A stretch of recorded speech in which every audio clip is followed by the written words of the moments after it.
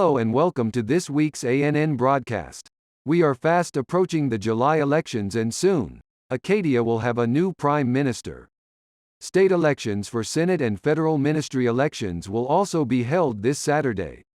As Courtwaide, the longtime prime minister of Acadia, prepares to step down from his office, he gave a short speech on the state of Acadia and his hopes for its future.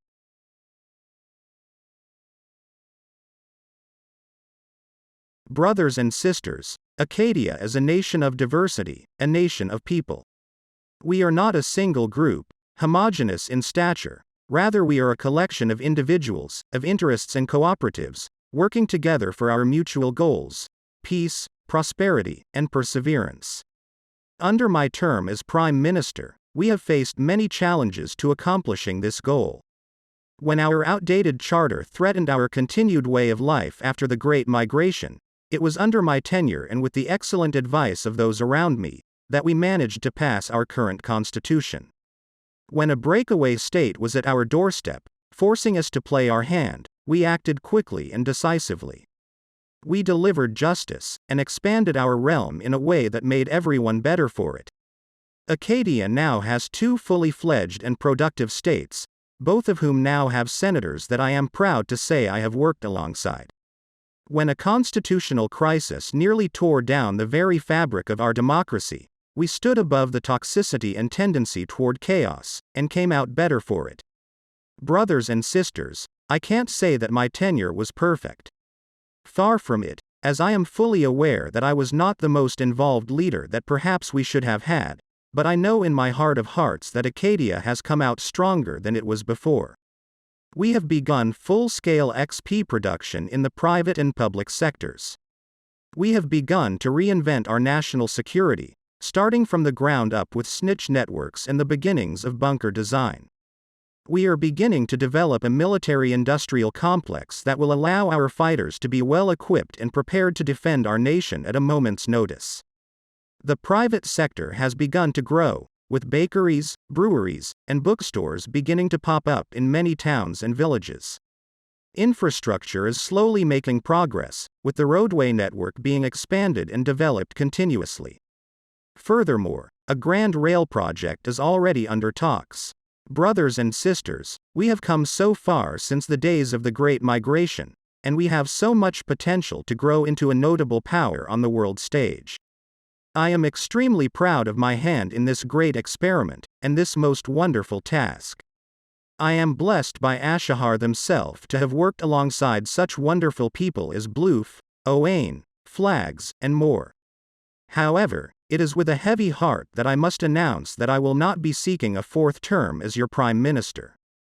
I believe firmly that Acadian democracy has finally reached a point where it could survive without me, and I have full confidence in the systems that we have worked together to build.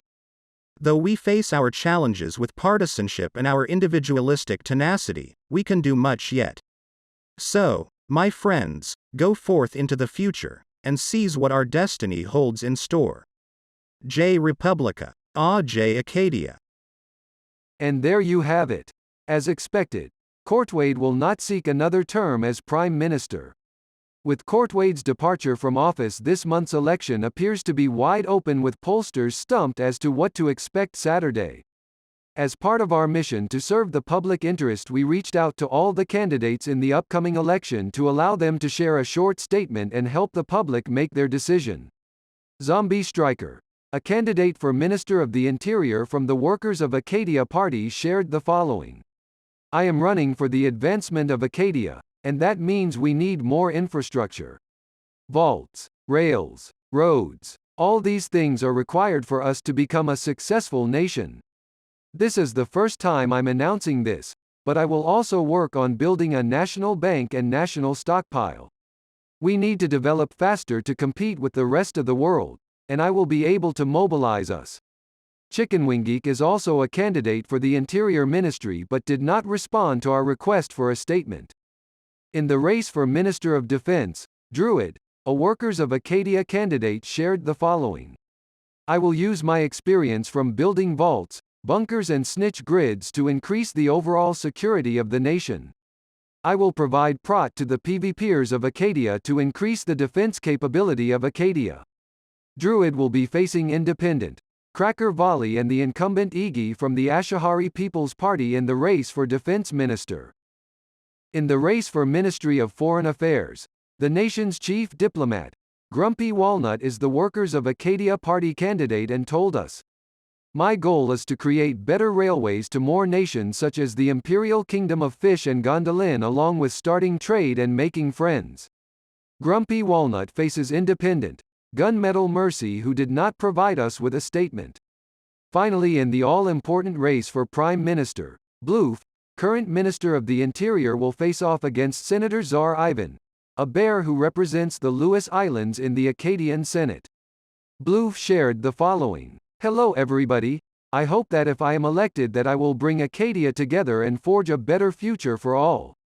Vote for me this election. My name is Bloof, and I endorse this message." While Ivan provided this statement. It certainly seems to be shaping up to be quite a campaign and election season. Don't miss next week's broadcast, where we will share all the election results along with a new regular feature where our star reporter Jessica will travel the world, each week sharing a look into another nation or city and its people, history, and culture.